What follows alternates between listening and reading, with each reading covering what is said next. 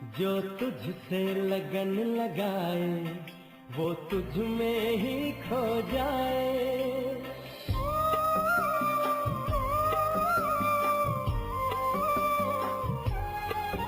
जो तुझसे लगन लगाए वो तुझ में ही खो जाए। जो तुझसे योग लगाए वो परमानंद को पाए। तू सत्य है, तू शक्ति है, तू सत्य है, तू शक्ति है। जो तुझसे लगन लगाए वो तुझ में ही खो जाए। जो तुझसे योग लगाए वो परमानंद को पाए। तू सत्य है, तू शक्ति है, तू सत्य है, तू शक्ति है।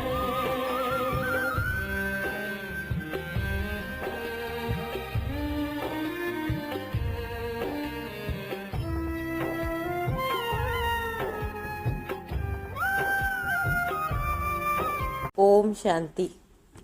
21 मार्च 2022 प्रातः मुरली बाप दादा मधुबन।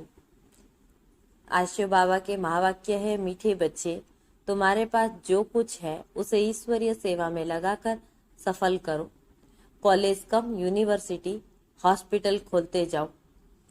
प्रश्न है, तुम बच्चों का शिव बाबा से कौन सा एक संबंध बहुत रमणीक और गुह्य है?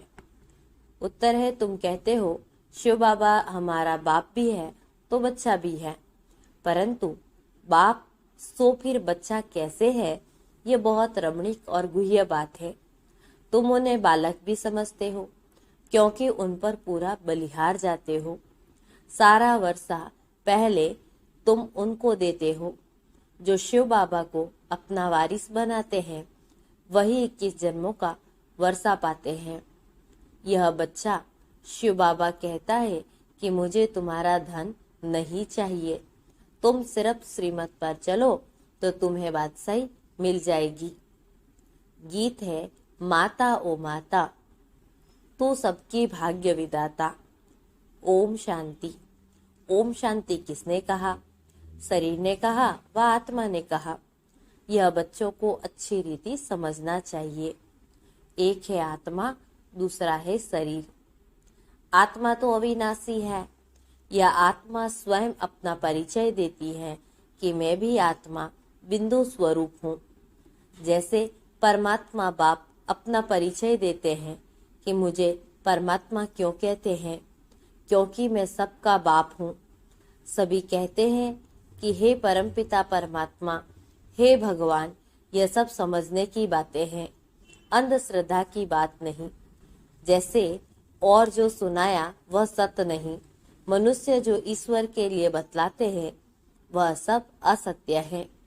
एक ईश्वर ही सत्य है, वह सत्य बतलाएगा। बाकी सभी मनुष्य मात्र उनके लिए झूठ बतलाएंगे। इसीलिए बाप को सत्य कहा जाता है, सचखंड स्थापन करने वाला। भारत ही सचखंड था। बाप कहते हैं, मैंने ही सचखंड बनाया था। उस समय भारत के सिवाय और कोई खंड नहीं था। यह सब सत्य बाप ही बतला सकते हैं। ऋषि मुनि आगे वाले सब कहते गए कि हम ईश्वर रचयिता और रचना के आदि मध्य अंत को नहीं जानते।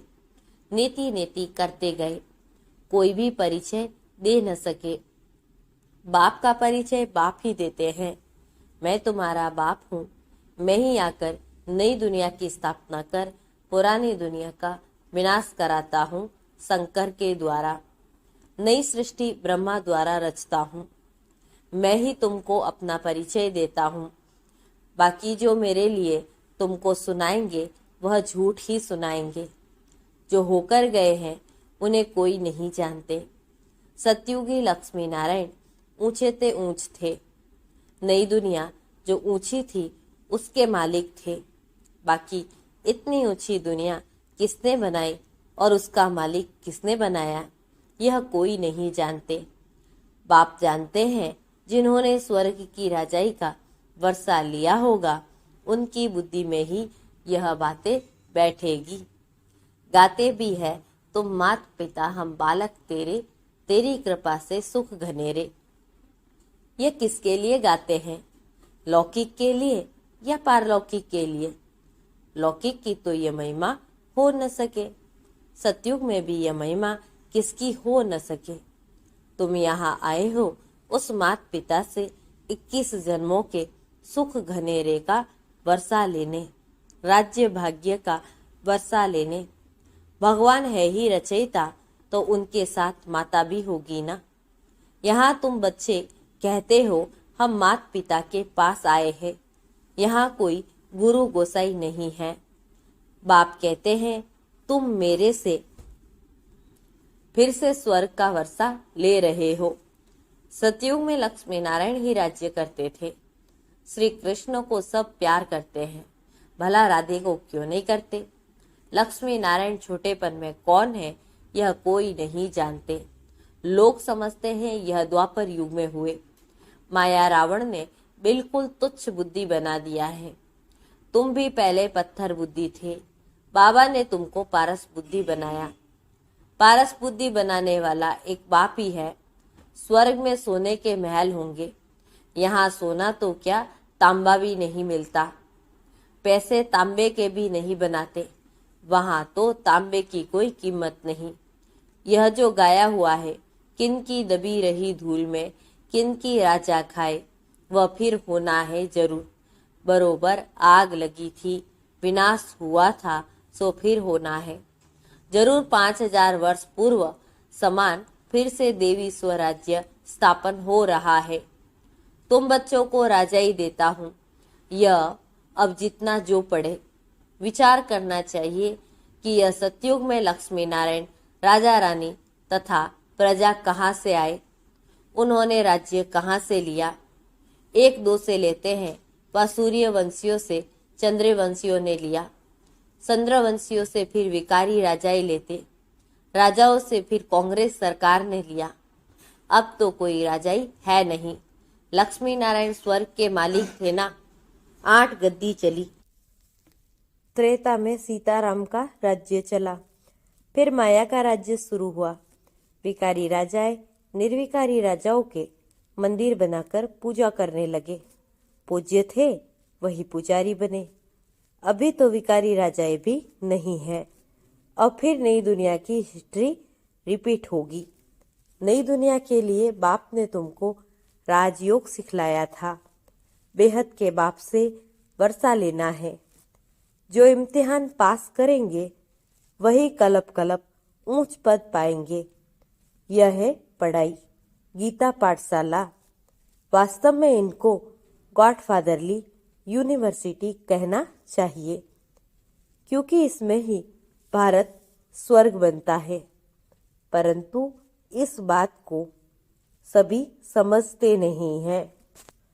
कुछ देरी है, आगे चलकर प्रभाव निकलेगा। यह सब शिव बाबा ही समझाते हैं।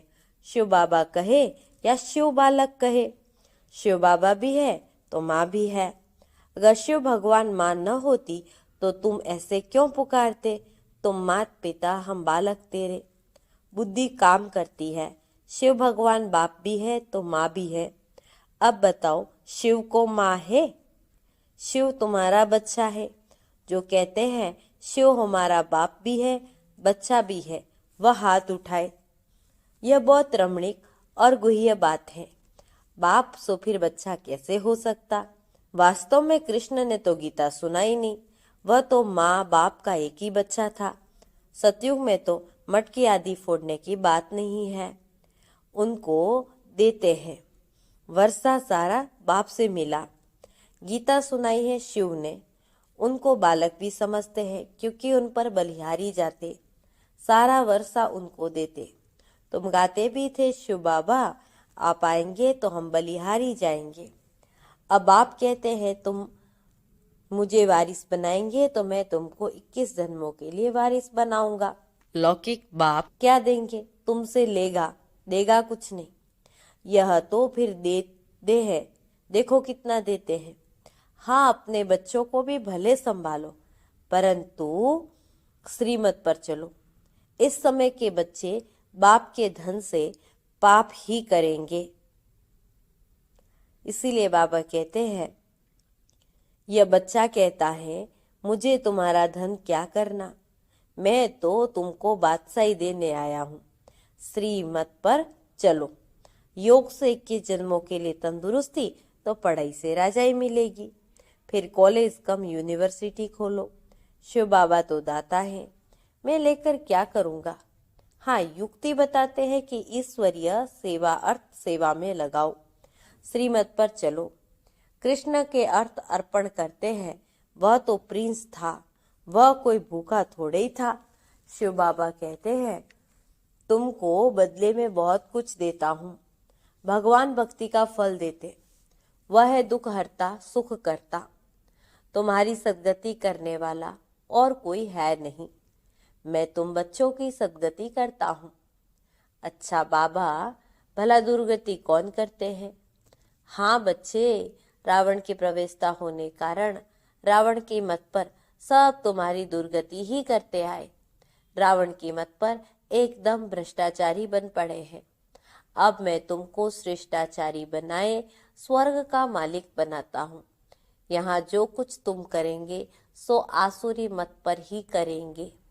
अब देवता बनना है तो और संग तोड़ एक मुझ संग जोड़ो। जितना मेरी मत पर चलेंगे उतना ऊंच पद पाएंगे, पढ़ेंगे नहीं तो प्रजा में भी कम पद पाएंगे।